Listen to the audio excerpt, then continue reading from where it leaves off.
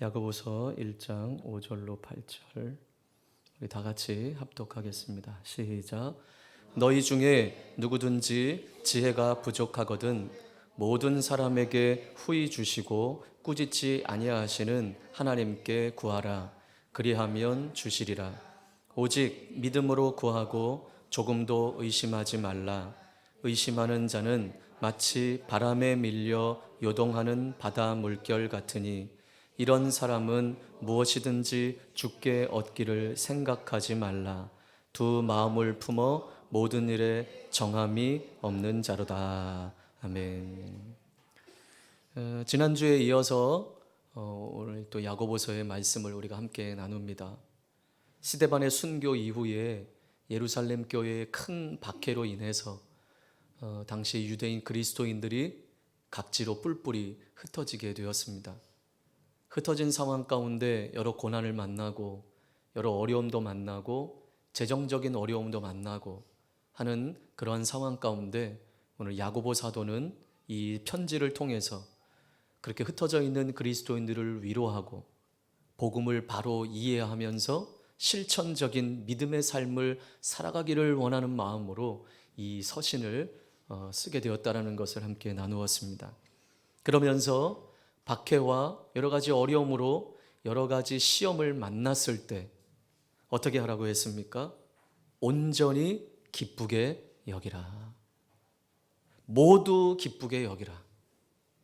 그리고 사방에서 도전하는 그 도전과 그 시험 가운데서 더할 나위 없는 하나님의 선물로 여기라라는 말씀을 함께 나누었습니다. 믿음의 시련이 인내를 만들어내고 이런 고난을 통해서 우리는 더욱 성숙해지고 잘 다듬어져서 온전하게 조금도 부족함이 없는 사람으로 다시 거듭나고 다듬어질 것임을 우리가 함께 나누었습니다. 여러분, 예수님을 믿고 나서도 우리에게는 여전히 고난이 찾아올 수 있습니다. 여전히 어려움이 찾아올 수 있습니다. 때론 그 어려움과 고난 때문에 우리는 낙심하고 좌절하고 슬퍼하며 낭만 가운데 빠지기도 합니다. 그래서 한없이 우울한 마음을 갖기도 합니다.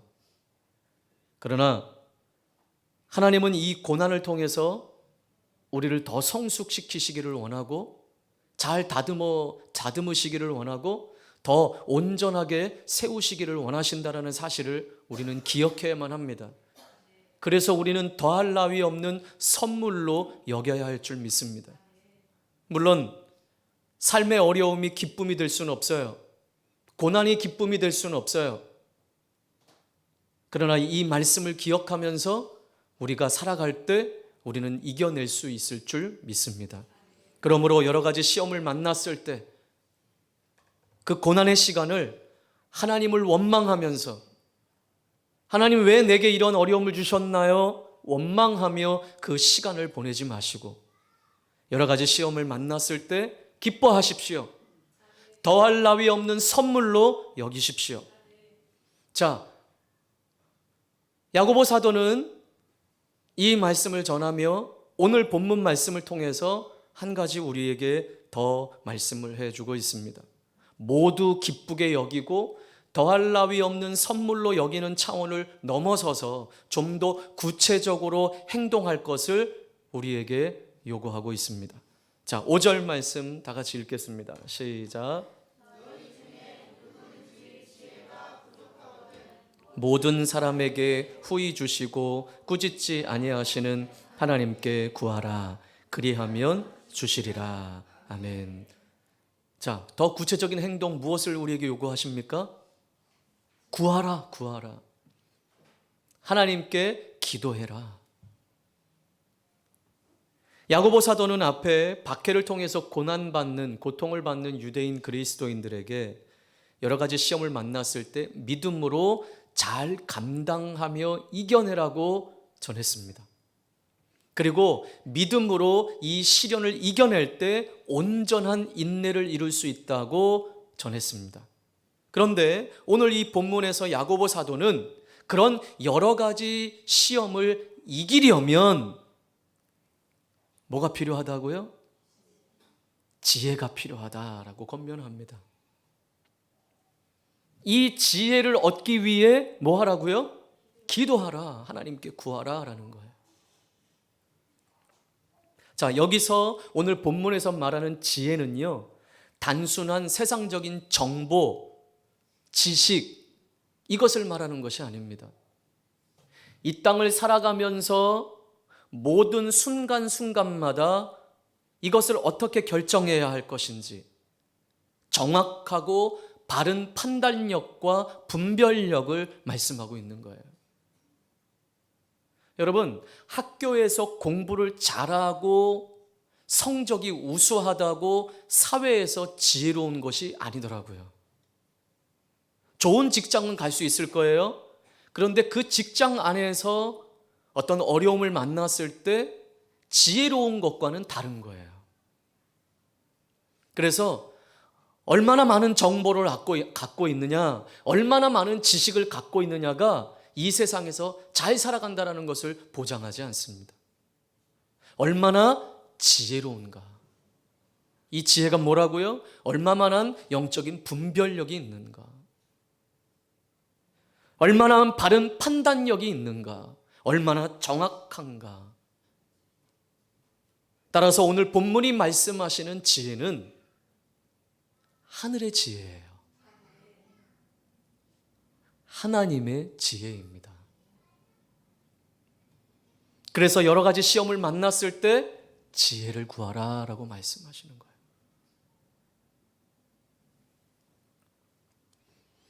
우리가 예기치 못한 상황과 어찌할 수 없는 이 현실, 문제 앞에서 무엇을 어떻게 해야 할지 모르겠거든 하나님께 구하라 라는 거예요. 여러분, 우리 삶이 그렇지 않습니까? 이거 어떻게 할까?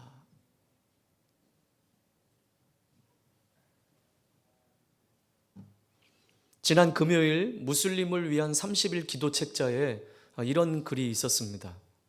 이 말씀을 저도 이제 주 초반부터 이번 주 말씀을 어떻게 전할까 쭉 하는데, 금요일 날 무슬림을 위한 기도를 하는데 이 구절이 눈에 쏙 들어왔어요. 기도의 놀라운 점은 무언가를 할 수 없는 세계를 떠나 모든 것을 할 수 있는 하나님의 영역으로 들어가는 것이다. 저는 이 글귀는 코리 텐붐이라는 분이 책에 썼는데 그 책 안에 있는 내용이에요. 너무 은혜가 됐어요. 오늘 이 말씀과 너무 맞는 거예요. 무언가를 할 수 없는 우리의 이 세계, 유한한 우리의 이 상황 속에서 모든 것을 할 수 있는 하나님의 영역으로 옮겨가는 것이다. 그러니 반대로 말한다면, 기도하지 않는다면 여전히 할 수 없는 상황에 우리가 있을 수밖에 없다. 그러면서 계속 이렇게 이야기합니다. 하나님은 불가능한 것을 해결하실 수 있는 분이다. 하나님의 전능하신 능력 앞에서 불가능한 것은 없다. 하나님의 사랑은 위대하다. 어떻게 기억이 나십니까? 그런 구절이 있었어요? 잘 보세요. 또박또박 읽고 또박또박 기도하세요. 불가능한 것이 없으신 그 하나님, 그래서 우리는 그 하나님을 전능하신 하나님이라고 부릅니다.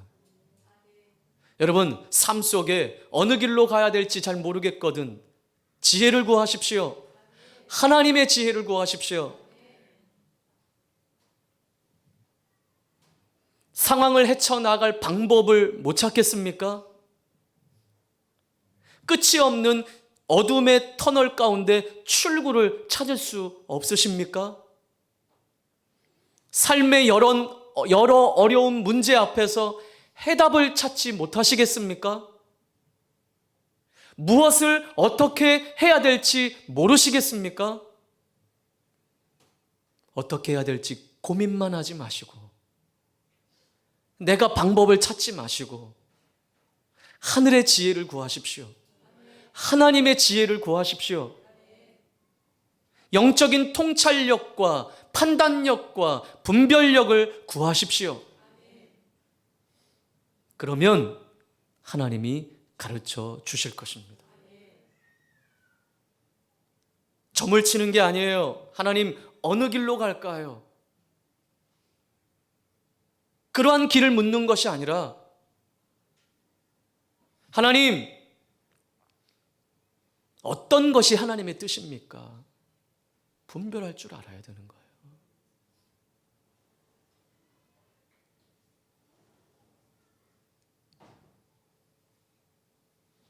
단순히 우리가 하나님 무엇을 선택해야 합니까? A입니까? B입니까? 이걸 묻는 거는 점을 치는 것과 같아요. 무당들이 점 치는 것과 같아요. 우리는 그런 삶이 아니에요. 그러니까 여러분, 그런 기도는 그냥 내려놓으세요. 모든 상황 가운데 하나님, 내가 잘못된 길을 선택한다 할지라도 하나님 나를 바른 길로 인도해 주시도록 우리는 하나님의 뜻을 물어야 할 것입니다. 우리 앞에 일어나는 모든 상황은 내 생각과 지혜로는 풀어낼 수가 없어요. 오직 하나님이 주시는 지혜로만 풀어낼 수 있습니다. 그래서 우리는 하나님께 구해야 하는 거예요. 하나님께 기도해야 하는 거예요. 전에도 한번 같이 나누었지만 여러분, 마음이 힘들고 어렵고 고난이 찾아올 때 기도가 잘 되시던가요? 기도가 안 돼요. 봉사는 하고 헌신을 할 수 있다고 했어요. 시험이 들 때 봉사는 하고 헌신은 해요. 근데 뭔 못해요? 기도는 못해요. 시험이 들어도 관계가 어렵고 뭐 시험이 들어도 봉사하고 헌신한 건 다 해요. 근데 뭐 하면서 한다고 그랬죠, 제가? 궁시렁궁시렁 하면서 한다고 그랬잖아요. 욕하면서 막 궁시렁궁시렁. 나만 해, 나만. 그런데 시험이 들 때는 궁시렁거리면서도 내가 할 일은 해. 왜냐하면 자기 이목이 있거든. 근데 기도는 못해요. 영적인 일이기 때문에. 근데 여러분, 주님이 말씀하셨어요. 시험에 들지 않도록 깨어 기도하라. 그러니 이 악순환이 반복되는 거예요. 어렵고 힘들 때 진짜 기도가 필요한데 그때는 기도가 안 나요. 입이 열어지지가 않아요. 그러니까 기도의 자리에 안 서는 거예요. 그러니 기도의 자리에 안 서니 그 사람은 또 어떻게 돼요? 그냥 시험거리 안에 사로잡혀 있는 거예요. 얼굴빛도 안 좋아, 얼굴빛도 안 좋아. 벌써 인사하는 것만 봐도 알아, 인사하는 것만.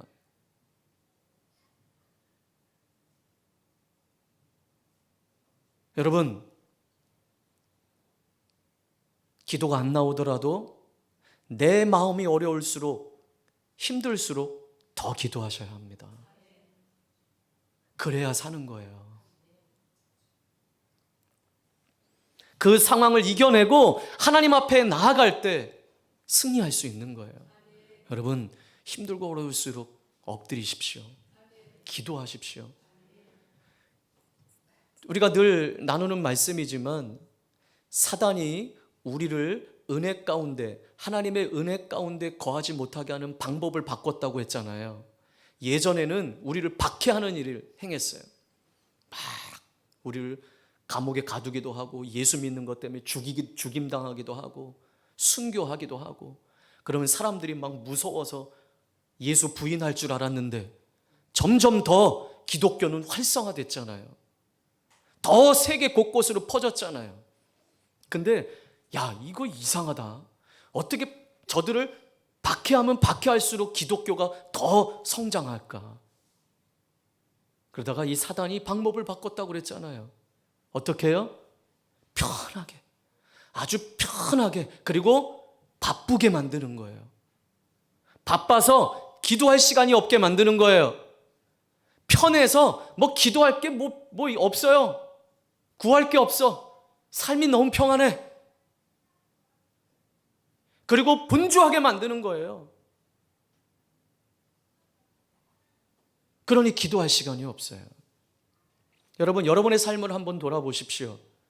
기도할 시간이 있으십니까? 저 목사인 저도요, 그래서 이 새벽을 놓칠 수가 없어요. 나를 위해서 하는 거예요, 나를 위해서. 기도의 시간을 만들지 않으면 기도 안 해요. 한국교회 성도들 진짜 기도 안 해요. 그리고 기도하라 이런 소리 들으면요, 듣기 싫어요. 사단이 전략을 바꿨어요. 편안하게 만들고 바쁘게 만든 거예요. 하루가 언제 이렇게 지나갔냐? 근데 기도할 시간도 없어요. 우리는 유한합니다. 한계가 있습니다. 그러나 하나님의 지혜는 무한합니다. 그래서 하나님께 구해야 하는 거예요. 네. 하나님은 구하는 모든 자에게 당신의 지혜를 주시기를 원하십니다. 근데 오늘 본문에 보니까 더 감사한 것은요, 후히 주시고 꾸짖지 않으신대요. 하나님 앞에, 하나님 내가 어떻게 해야 될지 모르겠어요. 이 상황 가운데 어떻게 해야 될지 모르겠어요. 그럴 때 하나님 나에게 지혜를 주십시오. 이 상황을 헤쳐나갈 수 있는 방법을 주십시오라고 기도할 때 하나님이 후히 주시고 꾸짖지 않으신대요. 우리 하나님은요, 우리가 구할 때 후히 주시고 꾸짖지 않으시는 하나님이세요. 오늘 이 본문에서 말하는 후히 주신다라고 했을 때 이 후히라는 말은요, 인색하지 않고 넉넉하게라는 사전적인 의미가 있어요. 인색하지 않고 넉넉하게. 그런데 오늘 이 본문에 담겨져 있는 원어의 뜻은요, 이 사전적인 의미를 넘어서서 단순히 조건 없이 그냥 주신다라는 의미예요. 조건 따지지 않고 구하기만 하면 주신다라는 거예요. 지혜를 구하면 하나님이 그렇게 주신다라는 것이죠. 여러분, 세상이 줄 때는요, 조건이 까다로워요. 그렇죠? 대출 한번 받으려면 서류가 그냥 주나요? 안 주잖아요. 여러분, 저기 유치부 아이들도 뭐 하나 달라고 그러면요, 조건이 달려, 조건이. 네. 가서 아우 예쁘다, 맛있겠다, 목사님 하나 좀 줘라, 알랑방구를 떨어야 뭘 하나 줘요. 그런데 우리 하나님은요, 조건 없이 그냥 주신대요. 그리고 세상은요, 받은 만큼 또 받으려고 해요. 그래서 내가 부족해서 다른 사람들에게 뭔가 도움을 받을 때는요, 주눅이 들 때가 많아요. 그런데 우리 하나님은 그렇지 않아요. 아무런 조건 없이 그냥 주신대요. 후히 주신대요. 조건 없이 그냥 주신다라는 거죠. 꾸짖지 않으신대요. 우리를 사랑하셔서, 우리 지난주에도 같이 나누었지만 우리를 너무 사랑하셔서 죄 가운데서 구원하시고 하나님 나라로 우리를 이끄시도록 하나밖에 없는 독생자 아들 예수를 우리 가운데 내어주신 하나님께서 무엇인들 주지 않으시겠습니까? 그래서 우리는 하나님께 담대히 구할 수 있습니다. 그런데 오늘 본문은, 야고보 사도는 그 하나님께 구할 때 한 가지 조건을 제시합니다. 자, 6절 상반절 봅시다. 시작. 오직 믿음으로 구하고 조금도 의심하지 말라. 아멘. 하나님께 구할 때 한 가지 조건이 있어요. 이러한 단서가, 중요한 원칙 하나가 있어요. 그것이 뭡니까? 믿음으로 구하고 조금도 의심하지 말라. 여러 가지 시험을 만났을 때 어찌할 수 없는, 어찌할 바를 알지 못하는 그런 상황 가운데 하나님의 지혜를 구하라고 말씀하시고, 그 지혜를 구할 때 중요한 원칙 하나를 말씀하시는데, 의심하지 말고 믿음으로 구하라. 이 믿음은요, 하나님을 신뢰하는 믿음입니다. 하나님은 반드시 내 삶을 인도하실 거야. 지금은 상황이 안 좋지만 하나님 뜻이 계실 거야. 하나님 신뢰하는 믿음. 믿음으로 구했다면 조금도 의심하지 말라. 자, 우리 마가복음을 한번 가서 보겠습니다. 11장 23절 24절.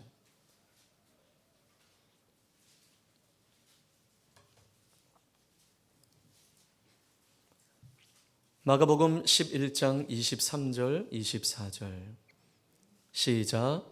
내가 진실로 너희에게 이르노니 누구든지 이 산더러 들리어 바다에 던져지라 하며 그 말하는 것이 이루어질 줄 믿고 마음에 의심하지 아니하면 그대로 되리라. 그러므로 내가 너희에게 말하노니 무엇이든지 기도하고 구하는 것은 받은 줄로 믿으라. 그리하면 너희에게 그대로 되리라. 아멘. 여러분, 이 말씀 누가 하신 말씀입니까? 주님이 하신 말씀이에요. 주님의 말씀은 정확합니다. 확실합니다. 보증이 된 말씀입니다. 주님의 약속입니다. 이루어질 줄 믿고 마음에 의심하지 않으면 그대로 될 것이다. 그러면서 야고보 사도는 이어서 6절 하반절부터 7절 이렇게 말씀합니다. 의심하는, 시작. 의심하는 자는 마치 바람에 밀려 요동하는 바다 물결 같으니 이 사람은 무엇이든지 죽게 얻기를 생각하지 말라. 야고보는 의심하는 자를 누구에 비유하고 있습니까? 요동하는 바다 물결에 비유하고 있어요. 여러분, 바람 불고 태풍이 불고 할 때 바다 물결이 출렁이는 거 한번 보셨습니까? 요동하는 바다 물결. 이 마음이 의심하는 자의 마음이라는 거예요. 왜 요동합니까? 8절 시작. 두 마음을 품어 모든 일에 정함이 없는 자로다. 네, 왜 요동합니까? 정함이 없기 때문이에요. 두 마음을 품었다라고 하는 것은 두 마음의 사람이라는 의미를 담고 있어요. 하나님께 기도하면서도, 하나님께 구하면서도 기도 막 열심히 막 믿음으로 주여 믿습니다 할렐루야 막 이러면서 막 믿음으로 막 기도하고 나서도 딱 끝나고 다시 현실로 돌아가서는 주실까? 안 주실까? 과연 이게 될까? 안 될까? 그러한 사람, 이 두 마음을 품은 사람. 그래서 이 두 마음을 품은 사람은요, 하나님을 향한 태도에 정함이 없다라는 거예요. 하나님을 향한 태도에 정함이 없는 사람이 두 마음을 품은 사람이에요. 하나님을 신뢰하는 사람은 요동하지 않습니다. 정함이 없다라는 것은 안정됨이 없이 이리저리 흔들리는 것을 말하고 있어요. 우리 마음에 정한 것이 없으니까 이 사람이 이 말하면 그런가? 또 이 사람 이야기를 들으면 그런가? 근데 여러분, 하나님 말씀만 들으십시오. 네. 제가 늘 이야기하는 거지만 이제는 목사 말도 안 통해요. 우리 목사님이 이렇게 말씀하셨어 그러면 그걸 따르고 순종해야 되는데 이제 뭐 목사 말 우리 성도들은 안 그렇죠? 아멘 안 하는 거 봐. 아멘 한 사람들은 100살까지 살십시오. 아멘 했어. 또 아멘 했네. 아유, 아멘 너무 잘해. 난 우리 이우순 집사님 와서 이렇게 반응을 잘해줘서 너무 좋아. 안정됨이 없이 이리저리 흔들리는 마음, 혹시 우리의 마음이 그렇지 않습니까?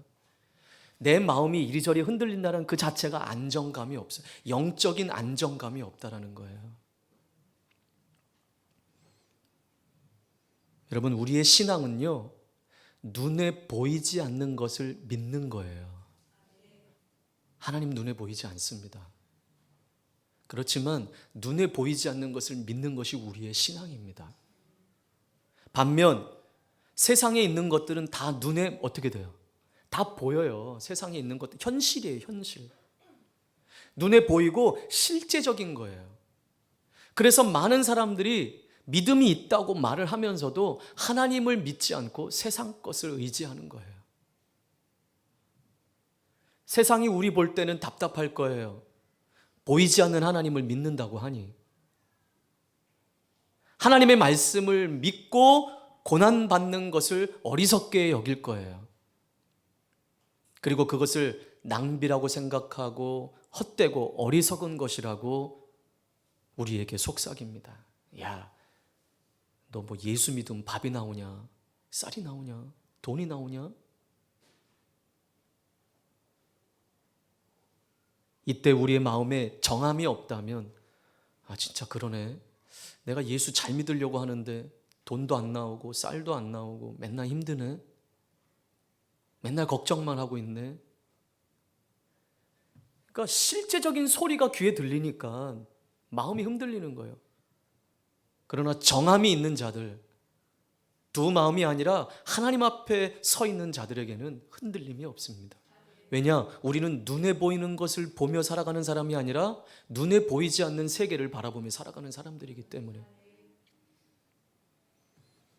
믿음과 의심은 한 마음에 자리 잡을 수가 없습니다. 믿음이 있다면 의심 그 자리에 함께 있을 수가 없습니다. 또 반대로 의심하는 자는 믿음이 함께 있을 수가 없습니다. 여러분, 믿음이 우리 안에 충만 부어져서 흔들림이 없는 정함이 있는 마음이 되기를 바랍니다. 근데 여러분, 성경은 로마서에 보니까 믿음은 들음에서 난다고 했습니다. 따라서 우리는 말씀을 사모하며 반복해서 읽고 듣고 묵상해야 할 줄 믿습니다. 그래야 믿음이 자라는 거예요. 저는요, 믿음이 잘 안 생겨요. 당연히 덮어놓고 믿으니 믿음이 생겨요? 열어놓고 믿어야 믿음이 생기죠. 성경 한 구절도 읽지 않는데 무슨 믿음이 생기겠어요? 여러분, 제발 성경 좀 열고 신앙생활 하세요. 우리 우스갯소리라니 덮어놓고 그러네. 근데 우리는 신앙생활을 성경을 덮어놓고 한다니까요. 읽고 듣고 묵상하세요. 우리 지난번에 같이 말씀을 나누었던 것처럼 매일 저녁에 그 손주와 함께 목사님 설교를 들으면서 손주를 재우는 그 가정들처럼 어디 다른 유튜브 볼 생각 하지 말고 제 설교 들으면서 잠을 청하세요. 할렐루야. 작고 읽고 듣고 묵상해야 우리 영이 사는 거예요. 막 불평거리가 와도 막 의심이 와도 말씀이 우리 자리를 꽉 채우고 나면 그 불평과 불만과 의심이 어떻게 우리 마음에 자리 잡을 수 있겠어요? 자꾸 우리가 영적인 것으로 채우지 않으니까 엄한 것이 우리에게 들어오는 거예요. 사단이 자꾸 미혹하고 의심하게 하고 진리 앞에 서지 못하게 하고 주님 바라보지 못하게 하는 거예요.